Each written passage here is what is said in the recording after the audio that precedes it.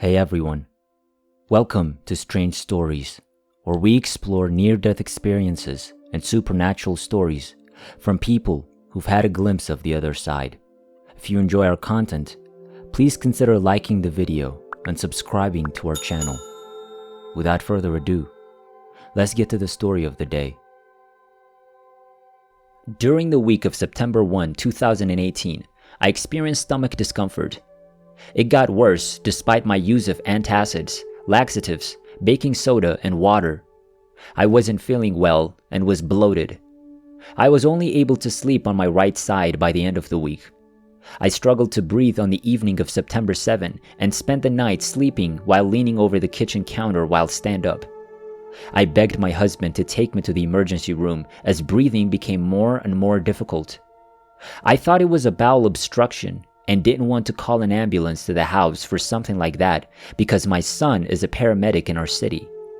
I started having serious breathing problems on the way to the hospital and was gasping for air. I was terrified. I was unable to exit the car when we arrived at the hospital because I was out of air. I was immediately wheeled into the emergency room by hospital staff after they sprinted to the car to get me. I was unable to breathe because I was having trouble getting air into my lungs. I became anxious. Around 6 or 7 nurses, doctors, and medical professionals surrounded me as I was being wheeled on the gurney. I began to be undressed as IVs were inserted into my body. Then I vanished. I was in the emergency room in less than a second. I then found myself in a room with stone walls right away. This most closely resembles a great hall in a medieval castle in my opinion. In the center of the room was a lengthy wooden table. 3 white plates were arranged on the table, one on each side and one at the end. Eating utensils and goblets completed the table settings. The table was empty of any food. Sconces burning on the walls illuminated the table. Our Lord Jesus Christ was seated at the end of the table and facing me when I arrived. I was silent throughout. I became aware that I could clearly see each and every hair on his head and beard as I stare at him. He was dressed in a simple white robe. He exactly matched the image of my grandmother that hung in our house when I was a child.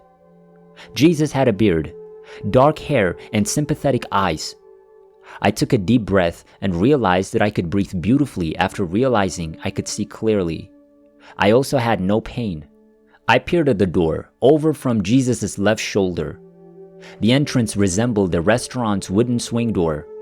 My father, my dear father, who had passed away many years earlier at the age of 57 from a severe heart attack that occurred while he was sleeping, entered through the door. He appeared incredible. He had regained his health, was radiantly attractive, and was joyful. I experienced the most amazing love when my eyes met his. I've never experienced that level of love from anyone on earth. All at once, I felt love envelop me and every cell in my body. The most amazing, unadulterated love, light, and warmth filled the space. I caught a glimpse of a glowing bright light behind the door as he entered. The more important thing was seeing my father. I was about to yell, "Dad," and sprint over to give him a big hug. Jesus extended his hand to me and said, "Not now," in a kind but firm manner. Jesus never spoke aloud, but I could hear him clearly in my head. I returned to my body right away. I found myself completely unable to breathe as I was about to be placed into a CAT scanner. I was holding my chest while attempting to pull the tech. "We're almost finished, honey. Just 1 more minute." Then I collapsed. A little more than a day later, I was in the cardiac intensive care unit and had no idea why I was there. I just woke up there. I don't recall being taken there. I had IV needles in my hands, ankles, and the crook of my arm, as well as some sort of oxygen mask covering my face. They informed me that I had heart failure while my family was gathered around me. My kidneys, lungs, and heart were beginning to fail. They informed me that the on-call cardiologist said I wouldn't have survived if I had arrived 10 minutes later. I was stunned. I believed my stomach was blocked. I would have never imagined that I would experience heart failure in my wildest dreams. I had never undergone surgery and was only 58 years old. They performed a cardiac catheterization through my groin on September 11. The doctor informed me that it wasn't a plumbing problem, but rather an electrical one. I was given the following diagnosis: left bundle branch block, pulmonary hypertension, and heart failure. Since having an ICD pacemaker and defibrillator implanted to control my heartbeats, I'm doing great. I don't have pulmonary hypertension anymore. Since I met my dad and Jesus face to face, this experience has taken on a whole new meaning. What followed was, in my opinion, truly amazing, and I would like to share it. They informed me that 2 doctors had argued over whether to intubate me or use the oxygen machine with the mask over my face as they gathered around my hospital bed with my husband and my 4 children, ages 26 to 39. The medical professional who opposed intubating me in the ER won the debate. He later explained to me that it was because your lungs become very weak if you ever need to undergo intubation again after the first time. I was appreciative that he had been able to bring oxygen and a ton of diuretics back with him, so that I could resume functioning. They flushed about 15 pounds of fluid from the area around my heart, lungs, and kidneys. The strangest peace enveloped me during this time while my family was huddled around my bed, sobbing and terrified. This peace lasted for almost 8 months after the event. I had never experienced anything like this in my entire life. My entire mind and body were at peace. I used to smoke, but I didn't want to anymore. It appeared as though I had never smoked. I responded, "No, I don't need one," when the nurses asked if I wanted a nicotine patch. The children continued to express their fear for me, and I repeatedly assured them that I was fine and would be fine. Since I was still in shock from the entire experience, I didn't tell them that Jesus had sent me back. I had complete faith in my ability to handle the situation. The oddest thing, though, was that there was another person in the room as they gathered around my bed over the course of the 3 days I spent in the ICU. A man wearing jeans, biker boots, and a t-shirt had entered. He was nearly 60 years old, about my age. He pushed a step ladder up against the wall after bringing it through the door. Then he rose up on it and started scribbling penciled sentences across the wall. He would write for a while, pause, and reflect before continuing. 3 days passed during this. Although I couldn't see what he was writing, I could still feel it. He was recording every choice he'd ever made in his life as he prepared to pass away. Since he didn't believe he was deserving of heaven, he was evaluating them to see if he'd made the right choice. He nodded his head on the 3rd day. He was happy with every choice he'd made in life. He grinned before stepping onto the ladder and entering a door.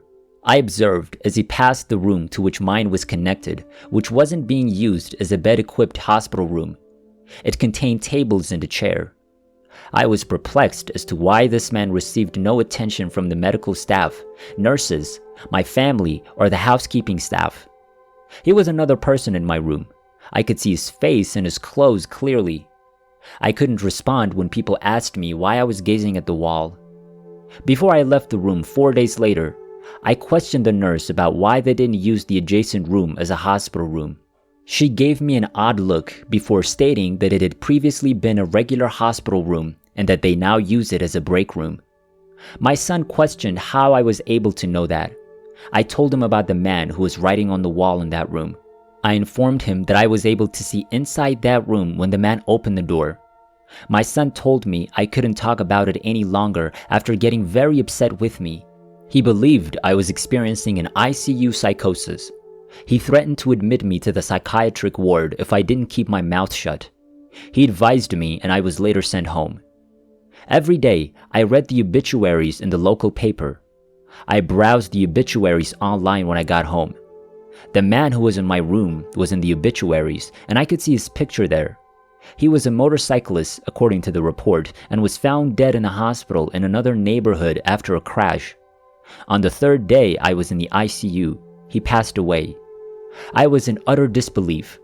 Since having my NDE, I've had a strong connection to the afterlife, and I sometimes feel as though I have one foot in heaven and one here on earth. No longer easily rattled, I no longer put up with those who waste my time with foolishness. I don't understand why Jesus sent me back. Since my hospital stay, I've definitely not made much of a contribution. I had terrible memory problems after my heart attack and for a few months afterwards. When I went to begin a sentence with someone, I would find myself speechless. I was so upset by this that I questioned the cardiologist about it. He claimed that because I was unable to breathe, my brain had lost oxygen and blood. I should begin to regain my memory, he said, adding that this was what caused the memory loss. About 3 months later, I was able to regain my memory. However, the only vivid memory I had was of my visit to Jesus, my father, and the man in the hospital room. Over the past few years, I've questioned why I didn't experience a typical NDE that includes a tunnel, flower fields, a bright light, etc. After 4 years, I've realized that, as someone of Italian descent, the table and food are the center of everything. Around the table, we eat, converse, laugh, and cry. Jesus knew that I would understand when he raised his palm toward me as if to extend his hand to me. I had signaled to my children that I had had enough with my hand. I was aware that if he said to me, "Not now, go back," I would protest and want to stay, especially when I saw my father. Jesus was adamant enough about this that I didn't contest it and immediately returned to my childlike body. Since having this experience, I've experienced incredibly vivid dreams that have featured lengthy conversations with my deceased father, my deceased grandmother, and my unborn grandson. These are very dissimilar from a typical dream.